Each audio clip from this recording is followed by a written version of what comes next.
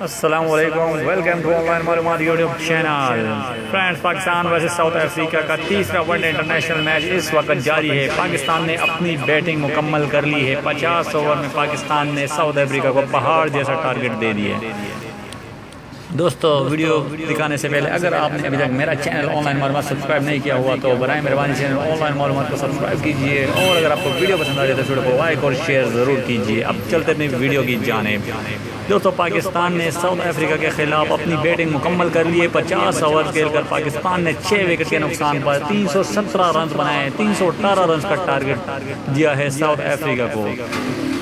پاکستان نے اننگز کا آغاز جب کیا تو فخر زمان 2 رنز بنا کر آؤٹ ہوئے۔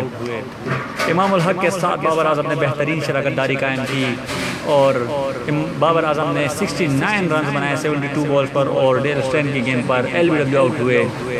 اس کے بعد امام الحق کے ساتھ محمد حفیظ نے بھی زبردست شراکت داری قائم کی۔ 45 بال پر 52 رنز بنا کر محمد حفیظ بھی پویلین واپس لوٹ گئے۔ اس کے بعد شعیب ملک میدان میں آئے اور ساتھ ہی امام الحق نے بہترین سینچری سکور کی، 101 رنز بنائے 116 بالوں پر، اور اس کے بعد وہ آؤٹ ہوئے۔ شعیب ملک کے ساتھ اماد وسیم نے بہترین بیٹنگ کی۔ اماد وسیم نے 23 بالوں پر 43 رنز بنائے، جبکہ شعیب ملک نے 27 گیندوں پر 31 رنز بنائے۔